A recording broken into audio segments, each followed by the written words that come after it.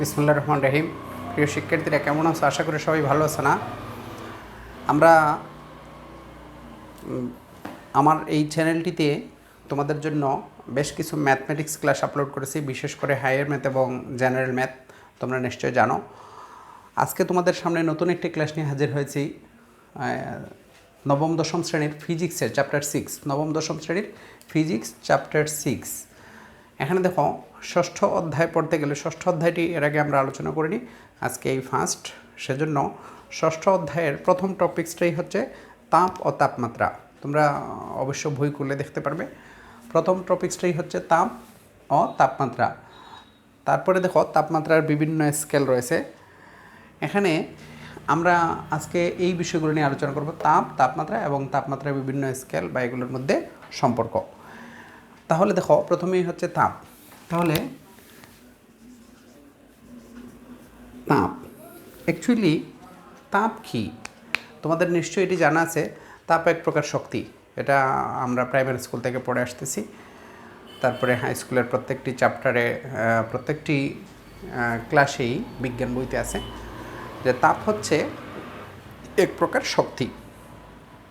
এখন আমাদের এই ক্লাসে এসে, বিশেষ করে নবম দশম শ্রেণীতে এসে, তাপ সম্পর্কে আরেকটু ডিটেলস জানতে যাব। দেখো, তাপ কি? তাপ হচ্ছে, আমরা নর্মালি তাপ, আমাদের সেন্সে একটি ধারণা হয়ে গেছে সকলেরই, তাপ মানে গরম। তাপ বলতেই মনে হচ্ছে গরম। তাপ বলতেই আমাদের সকলেরই একটা কনসেপ্ট আছে যে আমরা মনে করি যে গরম মানেই তাপ। তাহলে যদি কোনো কিছুতে স্পর্শ করলে গরম লাগে, তাহলে আমরা বলি এখানে প্রচণ্ড তাপ বা কম তাপ। তাহলে গরম লাগলেই আমরা তাপ বলি। অ্যাকচুয়াল কথাটা হচ্ছে যে গরম লাগলেও আমরা তাপ বলতে হবে, আবার ঠান্ডা লাগলেও। যেমন ফ্রিজে, যদি ফ্রিজের ভেতরে আমরা এরকম হাত প্রবেশ করাই, তাহলে নর্মালি ঠান্ডা অনুভূত হবে। তাহলে যদি ঠান্ডা অনুভূত হয়, বিজ্ঞান বলছে যে গরম লাগলেও তাপ, কোনো কিছুতে স্পর্শ করলে যদি গরম অনুভূত হয়, তাহলেও সেটাকে আমরা তাপ বলবো। আর যদি ঠান্ডা অনুভূত হয়, আইসে অথবা ঠান্ডা কোনো জিনিসে স্পর্শ করলে ঠান্ডা লাগে, তাহলে গরম লাগলেও তাপ, ঠান্ডা লাগলেও তাপ। তাহলে দেখো, ফিজিক্সের ভাষায় আমাদেরকে যখন তাপের সংজ্ঞা দিতে হবে, তখন আমাদেরকে বলতে হবে যে কোনো কিছুতে স্পর্শ করলে যদি তাপ, গরম লাগে অথবা ঠান্ডা লাগলে, তাহলে যা আমাদের ঠান্ডা বা গরমের অনুভূতি জাগায়, যা আমাদের ঠান্ডা বা গরমের অনুভূতি জাগায়, সেটাই হচ্ছে তাপ। তাহলে দেখো, আজকে থেকে আমাদেরকে এই কনসেপ্টটা ক্লিয়ার করতে হবে যে আমরা শুধু গরম লাগলেই তাপ বলবো না। সাধারণ মানুষ সেটাকে গরম লাগলেই তাপ বলবে, কিন্তু আমরা সেটা বলবো না। আমরা যারা সায়েন্সের স্টুডেন্ট, বিজ্ঞানের ভাষায় গরম লাগলেও তাপ, ঠান্ডা লাগলেও তাপ। তাহলে তাপ কি? তাপ হচ্ছে এক প্রকার শক্তি, এটা ঠিক আছে। তবে তাপ হচ্ছে যা আমাদের ঠান্ডা বা গরমের অনুভূতি জাগায়, সেটা হচ্ছে তাপ। আরেকটা জিনিস দেখো, সাধারণত আমরা জানি সকল কঠিন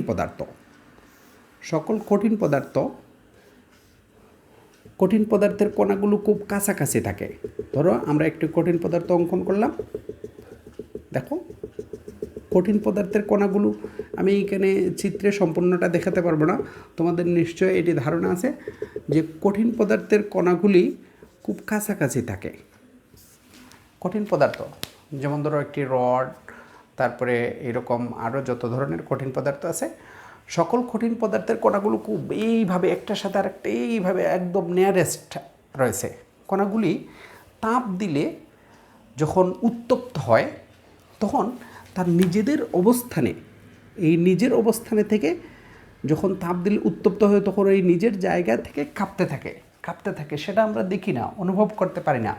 কিন্তু কঠিন পদার্থকে তাপ দিলে তার কণাগুলো, প্রত্যেকটি কণা নিজের স্থানে অবস্থান করে কাঁপতে থাকে, অনবরত কাঁপতে থাকে। এখন যে কোনো একটি কঠিন পদার্থকে যদি আমরা প্রচুর তাপ দিতে পারি, প্রচুর হিট দিতে পারি, তাহলে একসময় দেখা যাবে কণাগুলো দূরত্ব বেড়ে যাবে। কণাগুলো যদি দূরত্ব বেড়ে যায়, তাহলে ধরো কণাগুলো এরকম দূরে দূরে চলে যাবে। তখন কঠিন পদার্থের কণাগুলো যখন দূরত্ব বেড়ে যায়, তাদের আন্তঃআণবিক আকর্ষণ শক্তি কমে যায়। একটা কণার সাথে আরেকটা কণার যে আকর্ষণ শক্তি, সেটা আন্তঃআণবিক আকর্ষণ শক্তি, আন্তঃনাবিক আকর্ষণ শক্তি যখন কমে যায় তখন কণাগুলোর দূরত্ব কিছুটা বেড়ে যায়। তাহলে দেখো এই কণাগুলোর কম্পনের ফলে কণাগুলোতে আমরা যদি কঠিন পদার্থে তাপ দিই, প্রচণ্ড তাপ দিই, তাহলে কণাগুলো নিজের জায়গা থেকে কাঁপতে থাকে, আমরা সেটা অনুভব করতে পারি না, বুঝি না, তাহলে কণাগুলো কম্পন হয়। তারপরে যদি এটা আস্তে আস্তে কণাগুলোর আন্তঃনাবিক আকর্ষণ শক্তি কমে যায়, তাহলে দূরত্ব বেড়ে যায়, তখন আমরা এটাকে বলি তরল পদার্থ। তাহলে এটাকে যদি আমরা তাপ দিই তাহলে তরল পদার্থের কণাগুলো খুব ছোটাছুটি করবে, তখন তাদের মধ্যে এক ধরনের শক্তির সৃষ্টি হয়। কণাগুলোকে তাপ দিলে কণাগুলো এক জায়গায় থাকে না, অনবরত দৌড়াদৌড়ি করে, ছোটাছুটি করে। তাহলে এই কণাগুলো যে ছোটাছুটি করে তখন তাদের মধ্যে এক ধরনের শক্তির সৃষ্টি হয় তাকে তাপ দিলে। তারপরে এটাকে যদি আমরা আরও তাপ দিই, তারপরে ধরো গ্যাসে পরিণত হয়ে যায়। গ্যাসে পরিণত হলে কি হবে, কণাগুলো আন্তঃনাবিক আকর্ষণ শক্তি কমে যাবে, যার ফলে কণাগুলো একটা কণা থেকে আরেকটা কণা অনেক দূরে অবস্থান করবে, তখন এটাকে আমরা বলি গ্যাসীয় পদার্থ। তখন এই গ্যাসের কণাগুলো আরও বেশি ছোটাছুটি করবে। তাহলে কঠিনকে যদি আমরা আরও তাপ দিই তাহলে হয়ে যাবে তরল, তরলকে যদি আরও তাপ দিই তাহলে হয়ে যাবে গ্যাস। তাহলে দেখা গেছে এই কঠিনের কণাগুলোকে তাপ দিলে কণাগুলো নিজের অবস্থানে থেকে কাঁপতে থাকবে, তারপরে যখন এটা তরল হয়ে যাবে তখন কণাগুলো আরও বেশি ছোটাছুটি করবে, তারপরে যখন গ্যাস হয়ে যাবে তাপ দিতে দিতে তারপর কণাগুলো আরও বেশি ছোটাছুটি করবে, আন্তঃনাবিক আকর্ষণ শক্তি কমে যাবে। তখন তাহলে দেখা গেল যে কোনো পদার্থকে তাপ দিলে কণাগুলো যে ছোটাছুটি করে, এই কণাগুলোর মধ্যে এক ধরনের শক্তি সৃষ্টি হয়, এক ধরনের গতিশক্তির সৃষ্টি হয়, যেটাকে আমরা তাপ বলতে পারি। সুতরাং আমরা তাপ কি যদি প্রশ্নে আসে তাহলে আমরা লিখতে পারি পদার্থের অণুগুলোর কম্পন বা গতির কারণে যে শক্তি পাওয়া যায়। পদার্থের অণুগুলোকে দেখো তাপ দিলে কি হয়, আস্তে আস্তে কণাগুলো ছুটাছুটি করে, ঠিক না? তাহলে এই ছুটাছুটির কারণে তাদের মধ্যে যে শক্তির সৃষ্টি হয় বা গতির সৃষ্টি হয় তাকে আমরা তাপ বলতে পারি। তাহলে দেখো তাপ কি, পদার্থের কণাগুলোর কম্পন বা গতির কারণে যে শক্তি পাওয়া যায়। দেখো পদার্থের কণাগুলির কম্পন, পদার্থের কণাগুলির কম্পন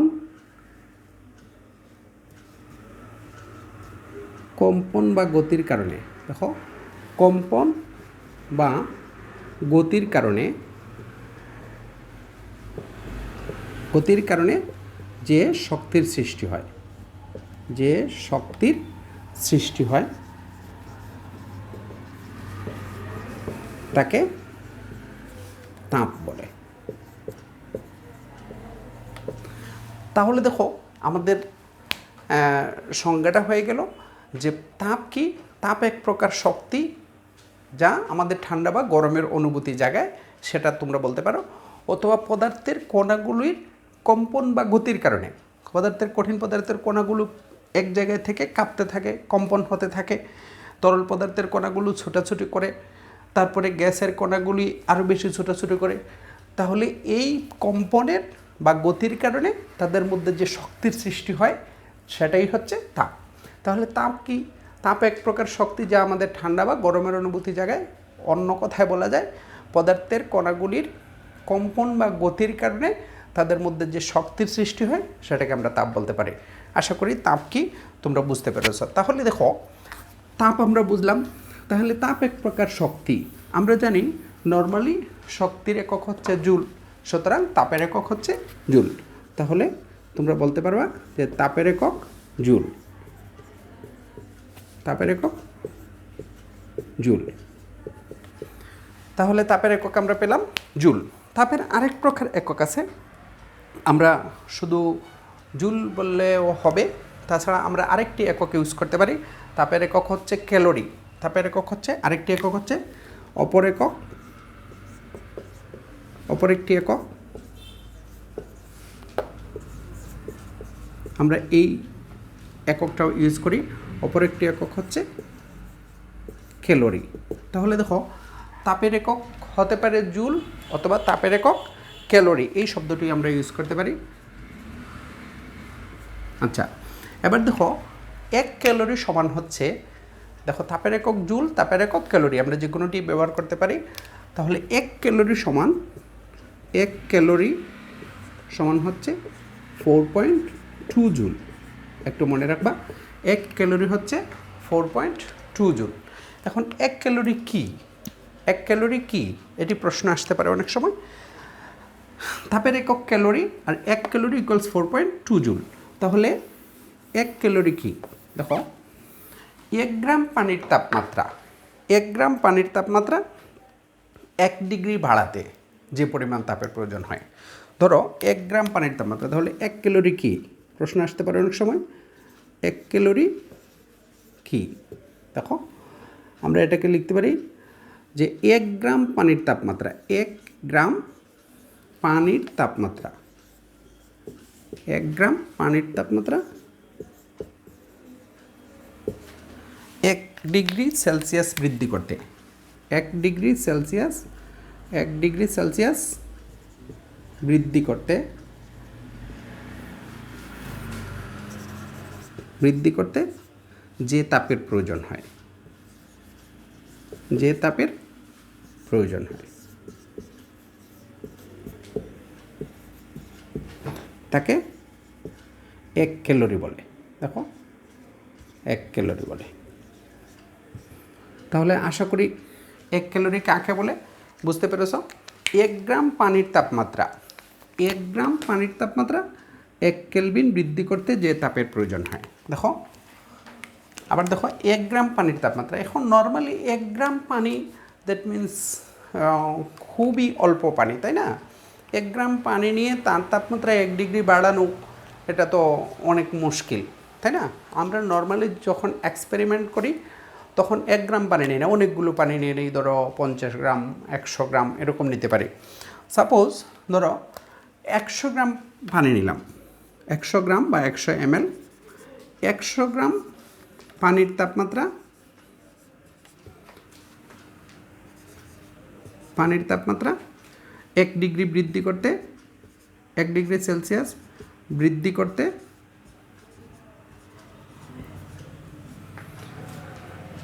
যদি তাপের প্রয়োজন হয়, 1 ডিগ্রি সেলসিয়াস বৃদ্ধি করতে যদি তাপের প্রয়োজন হয়, ধরো 200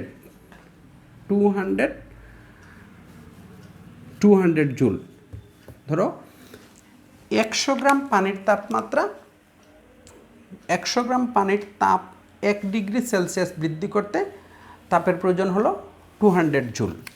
এখানে তাপমাত্রা লিখে দিবা।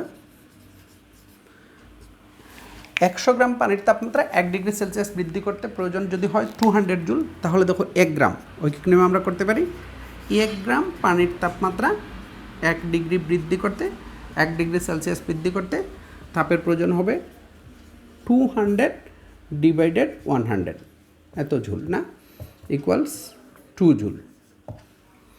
তাহলে দেখো 1 গ্রাম পানির তাপমাত্রা 1 ডিগ্রি বৃদ্ধি করতে আমাদের প্রয়োজনীয় তাপ পেয়ে গেলাম, তাই না। আমরা ধরে নিয়েছি যে 100 গ্রাম পানির তাপমাত্রা 1 ডিগ্রি বাড়াতে তাপের প্রয়োজন 200 জুল। এটা পরীক্ষা দ্বারা প্রমাণিত নয়। পরীক্ষা দ্বারা প্রমাণিত হচ্ছে যে 1 ক্যালোরি সমান 4.2 জুল। একটু ভালো করে দেখো, 1 ক্যালোরি ইকুয়ালস 4.2 জুল। তার মানে হচ্ছে 1 গ্রাম পানির তাপমাত্রা 1 ডিগ্রি বাড়াতে 4.2 জুল তাপের প্রয়োজন। তাহলে পরীক্ষা দ্বারা প্রমাণিত যে 100 গ্রাম পানির তাপমাত্রা 1 ডিগ্রি বৃদ্ধি করতে তাপের প্রয়োজন হচ্ছে 420 জুল। দেখো যদি এখানে 420 হয়, একটু ভালো করে দেখো, আমরা এখানে 200 ধরে নিয়েছি, এটি পরীক্ষা দ্বারা প্রমাণিত নয়। যদি আমরা এখানে 420 নেই, 420, তাহলে এইখানে 200 না হয়ে হবে 420। দেখো 420, তাহলে 420 যদি হয়, দেখো তাহলে 420কে 100 দ্বারা ভাগ করলে হবে 4.2 জুল, 4.2 জুল। একটু ভালো করে খেয়াল করে দেখো, তাহলে 1 গ্রাম পানির তাপমাত্রা 1 ডিগ্রি বাড়াতে কতটুকু তাপের প্রয়োজন, 4.2 জুল। তাহলে 1 ক্যালোরি সমান হচ্ছে 4.2 জুল। তাহলে 1 ক্যালোরি কি বোঝা গেছে? 1 ক্যালোরি সমান হচ্ছে 4.2 জুল। 1 ক্যালোরি হচ্ছে 1 গ্রাম পানির তাপমাত্রা 1 ডিগ্রি বাড়াতে যে তাপের প্রয়োজন। তাহলে 1 গ্রাম পানির তাপমাত্রা 1 ডিগ্রি বাড়াতে কতটুকু তাপের প্রয়োজন? 4.2 জুল তাপের প্রয়োজন। এটা পরীক্ষা দ্বারা প্রমাণিত। আমরা আনুমানিক ধরলাম যদি হয় এরকম যে 100 গ্রামের তাপমাত্রা 1 ডিগ্রি বাড়াতে তাপ লাগে 200 জুল, তাহলে 1 গ্রামের তাপমাত্রা 1 ডিগ্রি বাড়াতে তাপের প্রয়োজন 2 জুল। পরীক্ষা দ্বারা প্রমাণিত হচ্ছে 1 গ্রামের তাপমাত্রা 1 ডিগ্রি বাড়াতে তাপের প্রয়োজন হচ্ছে 4.2 জুল। এটাকে বলা হয় 1 ক্যালোরি। আশা করি 1 ক্যালোরি কি বুঝতে পেরেছ। তারপরে তাপ কি, তাপের একক কি, তারপরে কীভাবে আমরা 4.2টা এটা বের করতে পারলাম না। এবার দেখো তাপমাত্রা। তারপরের টপিক্সটা হচ্ছে তাপমাত্রা। তাপমাত্রাটা বুঝতে গেলে তোমাদের একটি জিনিস চিন্তা করতে হবে। দেখো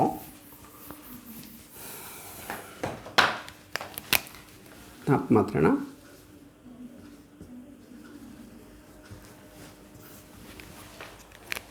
তাপমাত্রা। এবার দেখো প্রিয় শিক্ষার্থীরা, একটা জিনিস কল্পনা করো যে ধরো আমরা এখানে একটা পানির বালতি নিলাম। এই বালতিতে ধরো 2 লিটার পানি আছে। আমরা ধরে নিলাম এই বালতিতে 2 লিটার পানি আছে। এবার আরও একটি বালতি নিলাম। দেখো এইখানে আমার চিত্রটা একটু খেয়াল করে দেখবে।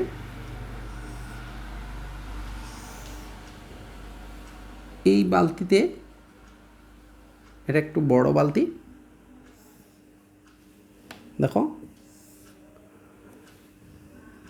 এখানে ধরো 4 লিটার পানি আছে।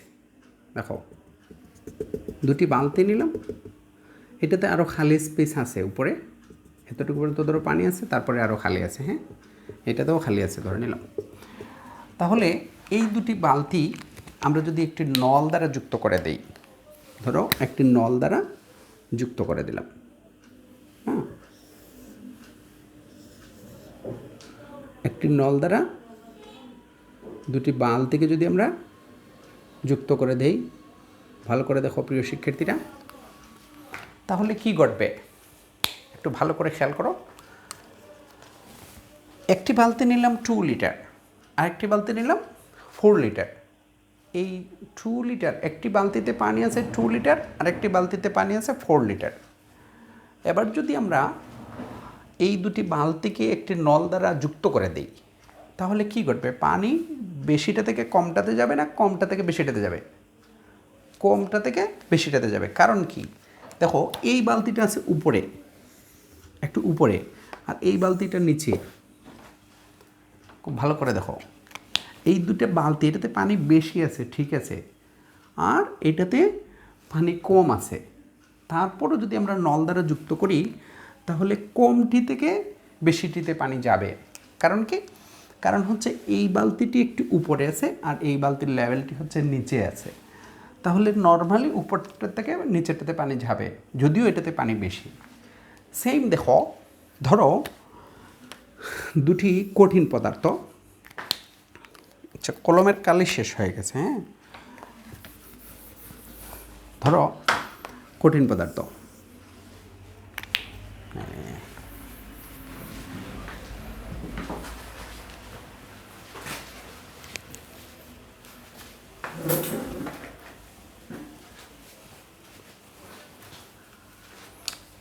দুটি কঠিন পদার্থ আমরা অঙ্কন করি। ধরো এটি একটি কঠিন পদার্থ আর এটি একটি কঠিন পদার্থ, দুটি কঠিন পদার্থ। আচ্ছা, এবার যদি এই দুটি কঠিন পদার্থ দেখো, এই দুটি কঠিন পদার্থ যেটি বড়, দেখো যে পদার্থটি বড় সেই পদার্থটিতে কী আছে? কণার পরিমাণ বেশি। খুব ভালো করে খেয়াল করে দেখো, যেই পদার্থটি বড় সেই পদার্থটিতে কণার পরিমাণ বেশি, আর এই যেটি ছোট পদার্থ সেই ছোট পদার্থটিতে কণার পরিমাণ কম হবে নর্মালি, কারণ এটি অনেক বড় আর এই পদার্থটি হচ্ছে ছোট, তাহলে এই পদার্থটিতে কণার পরিমাণ কম হবে। তাহলে যেটাতে কণার পরিমাণ কম, দেখো ভালো করে দেখো, যেটাতে কণার পরিমাণ কম সেটাতে তাপের পরিমাণ কম। তাপের পরিমাণ, কণা যেটাতে বেশি সেটাতে তাপের পরিমাণ বেশি, তাপের পরিমাণ কম এই পদার্থটিতে। আর এটাতে তাপের পরিমাণ বেশি, তাপের পরিমাণ বেশি। এবার দেখো এই দুটি যদি আমরা তাপীয় সংস্পর্শে নেই, এবার একটি জিনিস চিন্তা করো, ধরো এই পদার্থটির তাপমাত্রা 80 ডিগ্রি সেলসিয়াস আর এই বড় পদার্থটির তাপমাত্রা 20 ডিগ্রি সেলসিয়াস। একটু ভালো করে খেয়াল করো, ছোট পদার্থটির তাপমাত্রা 80 ডিগ্রি সেলসিয়াস আর বড় পদার্থটির তাপমাত্রা 20 ডিগ্রি সেলসিয়াস। খুব ভালো করে দেখো, একটি বড় পদার্থ নিলাম, একটি ছোট পদার্থ। বড় পদার্থটিতে কণার পরিমাণ বেশি, সুতরাং তাপের পরিমাণ বেশি। আর ছোট পদার্থটিতে কণার পরিমাণ কম, তার মানে হচ্ছে তাপের পরিমাণ কম। এবার আমরা ধরে নিলাম ছোট পদার্থে টেম্পারেচার হচ্ছে 80 ডিগ্রি সেলসিয়াস আর এটা হচ্ছে 20 ডিগ্রি সেলসিয়াস। তাহলে এই দুটি যদি আমরা তাপীয় সংস্পর্শে নিয়ে আসি, অর্থাৎ একটির পাশে একটাকে যদি আরেকটা দিয়ে টাচ করাই, স্পর্শ করাই, তাহলে কি ঘটবে? তাপ কমটা থেকে বেশিটাতে যাবে না বেশিটা থেকে কমটাতে আসবে? নর্মালি দেখো, এটাতে কণার পরিমাণ বেশি মানে তাপের পরিমাণ এটাতে বেশি আর এটাতে তাপের পরিমাণ কম, কিন্তু এই কমটা থেকে বেশিটিতে যাবে, কমটি থেকে বেশিটিতে তাপ যাবে। কারণ কি? কারণ হচ্ছে এই পদার্থটির এমন একটা কন্ডিশন আছে, এমন একটি অবস্থা আছে যে এইটার চেয়ে এটার মাত্রা বেশি আর এটার মাত্রা কম। তাহলে তাপমাত্রা হচ্ছে পদার্থের এমন একটি অবস্থা যার কারণে ওই পদার্থটি অন্য কোনো পদার্থের সংস্পর্শে আসলে সেটি তাপ দিবে না নেবে সেটা নির্ভর করে। পদার্থটি তাপ দেবে না নেবে সেটা নির্ভর করে যে অবস্থার উপর। ভালো করে দেখো, এটাতে কণা বেশি, কণাটা ফ্যাক্টর না, কণা এটাতে বেশি। দুটি তাপীয় সংস্পর্শে আসলে এই বেশিটি থেকে কমটিতে তাপ যাওয়ার কথা, কিন্তু কণাটা ফ্যাক্টর না। এমন একটি কন্ডিশন আছে এখানে যেটার কারণে দুটি তাপীয় সংস্পর্শে আসলে কোন বস্তুটি তাপ গ্রহণ করবে সেটা নির্ভর করে। তাহলে তাপমাত্রা হচ্ছে পদার্থের এমন একটি অবস্থা যা ওই পদার্থটি অন্য কোনো বস্তুর তাপীয় সংস্পর্শে আসলে বস্তুটি তাপ দিবে না নেবে, তাহলে সেটা নির্ভর করে কিসের উপর? মাত্রার উপর। কারণ এটা মাত্রা বেশি, এটাতে মাত্রা কম। এটাতে তাপের পরিমাণ কম, কিন্তু তারপরেও কমটা থেকে বেশিটাতে যাবে কারণ এটার মাত্রা বেশি। তাহলে দেখো তাপমাত্রা কি আমরা লিখতে পারি? তাহলে তাপমাত্রা হচ্ছে পদার্থের এমন একটি অবস্থা,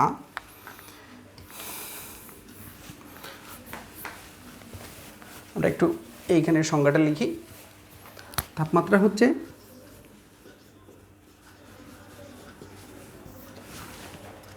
দেখো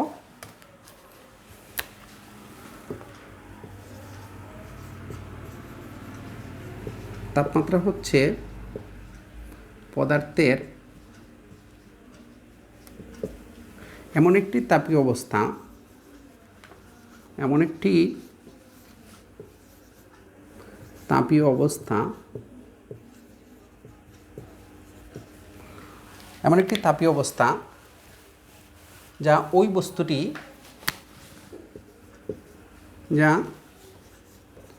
বস্তুটি অন্য কোনো বস্তুর তাপীয় সংস্পর্শে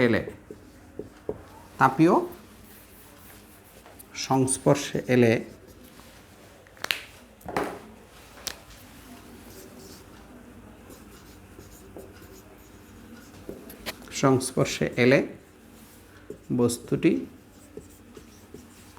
তাপ দিবে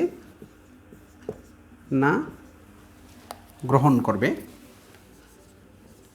বস্তুটি তাপ দিবে না গ্রহণ করবে।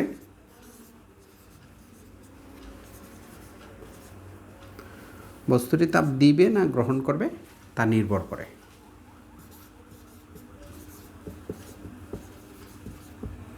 দেখো প্রিয় শিক্ষার্থীরা, তাহলে তাপমাত্রা কি?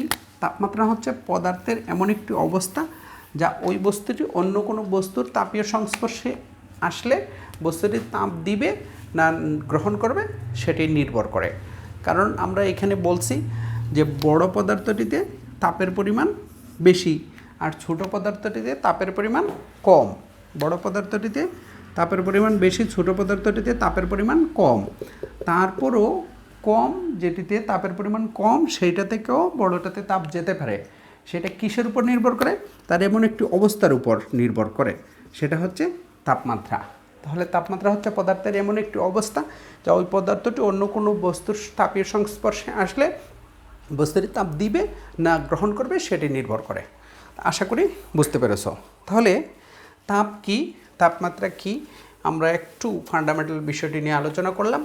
আশা করি এই দুটি টপিকস মোটামুটি কিছুটা হলেও তোমরা আইডিয়া পেয়েছ। তারপরে দেখো তাপমাত্রার বিভিন্ন স্কেল। তাপমাত্রা পরিমাপের 3টে স্কেল রয়েছে, তোমরা নিশ্চয়ই জানো। তাপমাত্রার 3টে স্কেল রয়েছে তাপমাত্রা পরিমাপের জন্য। একটা হচ্ছে সেলসিয়াস স্কেল, আরেকটি হচ্ছে ফারেনহাইট স্কেল, আরেকটি হচ্ছে কেলভিন স্কেল। তাহলে সেলসিয়াস স্কেল, ফারেনহাইট স্কেল এবং কেলভিন স্কেল তাপমাত্রার বিভিন্ন স্কেল।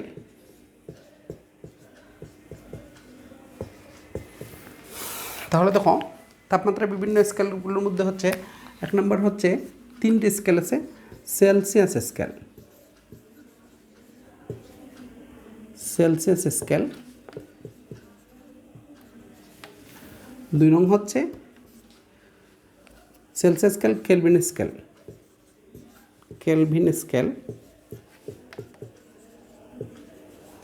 আর 3 নম্বর হচ্ছে ফারেনহাইট স্কেল, ফারেনহাইট স্কেল। এবার দেখো প্রিয় শিক্ষার্থীরা, এই সেলসিয়াস স্কেল এটাকে আমরা ডিগ্রি সেলসিয়াস এরকম বলে থাকি, ডিগ্রি সেলসিয়াস। আর ডিগ্রি এটাকে আমরা বলি কেলভিন। আর ফারেনহাইট স্কেল হচ্ছে ডিগ্রি ফারেনহাইট, এরকম আমরা লিখে থাকি। যেমন ধরো 20 ডিগ্রি সেলসিয়াস, এটা হচ্ছে সেলসিয়াস স্কেল। তারপরে তাপমাত্রা হতে পারে ধরো 273 কেলভিন। তারপরে হতে পারে 32 ডিগ্রি ফারেনহাইট। তাহলে দেখো সেলসিয়াস স্কেল হলে আমরা সি লিখে থাকি, কেলভিন স্কেল হলে কে, আর ফারেনহাইট স্কেল হলে এফ। এবার দেখো এই যে সেলসিয়াস স্কেল, ফারেনহাইট স্কেল এবং কেলভিন স্কেল, এই 3টি স্কেলের মধ্যে একটি সম্পর্ক আছে। একটি টেম্পারেচার, ধরো আজকের দিনের টেম্পারেচার হচ্ছে 27 ডিগ্রি বা 30 ডিগ্রি। এই 30 ডিগ্রিটাকে কেলভিন স্কেলে প্রকাশ করো, পরীক্ষায় আসতে পারে প্রশ্ন। অথবা তোমার মনে প্রশ্ন আসতে পারে যে আজকের দিনের টেম্পারেচার 30 ডিগ্রি সেলসিয়াস, আমরা সবসময় সেলসিয়াসে বলে থাকি, তাহলে এটা কেলভিনে কত হবে? তোমরা যেহেতু সায়েন্সের স্টুডেন্ট, তোমাদেরকে সবগুলো স্কেলের টেম্পারেচারটাকে আমরা কীভাবে চেঞ্জ করতে পারি সেটাও জানতে হবে। তাহলে সেলসিয়াস স্কেল থেকে কীভাবে আমরা কেলভিনে যেতে পারি, কেলভিন স্কেল থেকে কীভাবে ফারেনহাইট স্কেলে যেতে পারি, এটার একটা সম্পর্ক আছে। এই সেলসিয়াস স্কেল, কেলভিন স্কেল এবং ফারেনহাইট স্কেলের মধ্যে একটি সম্পর্ক আছে। সম্পর্কটা হচ্ছে, দেখো সেলসিয়াস স্কেল, কেলভিন স্কেল এবং ফারেনহাইট স্কেলের মধ্যে সম্পর্ক। সেলসিয়াস স্কেল আমরা এইভাবে লিখে ফেলি, সেলসিয়াস স্কেল, কেলভিন স্কেল ও ফারেনহাইট স্কেলের মধ্যে সম্পর্ক। আমার লেখাটি হয়তো বুঝতে তোমাদের একটু প্রবলেম হচ্ছে। আমি বাসায় বসে বসে রাত্রে ভিডিওটি করতেছি। এই মুহূর্তে কলমের কালি শেষ হয়ে গেছে, আমি জানি না। তারপরেও ভাবলাম একটু শেষ করি। ইনশাল্লাহ তোমরা একটু কষ্ট করে দেখে নেবে, আমার কথাগুলো স্পষ্ট করে বোঝার চেষ্টা করবে। সেলসিয়াস স্কেল, কেলভিন স্কেল ও ফারেনহাইট স্কেলের মধ্যে সম্পর্কটা হচ্ছে, সূত্রটা দেখো, সেলসিয়াস স্কেলকে আমরা সাধারণত টিসি দ্বারা প্রকাশ করি। টিসি তোমাদের বইয়ে যেটি লেখা আছে, অর্থাৎ সেলসিয়াস স্কেলের টেম্পারেচার। কেলভিন স্কেলে হচ্ছে টিকে, কেলভিন স্কেলের টেম্পারেচার। আর ফারেনহাইট স্কেলটা প্রকাশ করা হয় টিএফ দ্বারা। তোমাদের 9ম 10ম শ্রেণীর বইয়ে যেটি আছে, এর আগে আমরা পড়েছি সেলসিয়াস স্কেলটা হচ্ছে C, Fahrenheit scale F, Kelvin scale K. এখন তোমাদের বইয়ে যেভাবে লেখছে আমি এইভাবে একটু লিখে দিলাম। সেলসিয়াস স্কেলটা হচ্ছে টিসি, টিকে, টিএফ। তাহলে সেলসিয়াস স্কেল, কেলভিন স্কেল এবং ফারেনহাইট স্কেলের মধ্যে সম্পর্ক হচ্ছে, দেখো সম্পর্কটা তোমরা একটু মনে রাখবা। টিসি বাই 100, দেখো সম্পর্কটা হচ্ছে TC by 100, TC by 100 equals TK minus 273, TK minus 273.15 divided 100 equals, দেখো TF minus 32 by 180, TF minus 32 by 180। একটু ভালো করে দেখো, TC by 100, TK minus 273.15 divided 100, TF minus 32 divided 180। এই সূত্রটি অ্যাপ্লাই করে একটু ভালো করে দেখো, এখানে 273.15 অনেক সময় না লিখলেও হয়, আমরা অনেক সময় অঙ্ক করার সময় টিকে মাইনাস 273 লিখে ফেলে। তাহলে TC by 100, TK minus 273 by 100, TF minus 32 by 180। এই সূত্রগুলো অ্যাপ্লাই করে কীভাবে সেলসিয়াস স্কেল থেকে কেলভিন স্কেলে, কেলভিন স্কেল থেকে ফারেনহাইট স্কেলে যাওয়া যায়, আমরা পরবর্তী ভিডিওতে আশা করি এই বিষয়টি নিয়ে আলোচনা করব। তাহলে দেখো আমরা কি পড়লাম, যে তাপ কি? তাপ হচ্ছে এক প্রকার শক্তি যা ঠান্ডা বা গরমের অনুভূতি জন্মায়। তাপটা কিসের কারণে? পদার্থের কণাগুলোর কম্পন বা গতির কারণে সৃষ্টি হয়। তাহলে পদার্থের কণাগুলোর কম্পন বা গতির কারণে যেটি সৃষ্টি হয় সেটি হচ্ছে তাপ।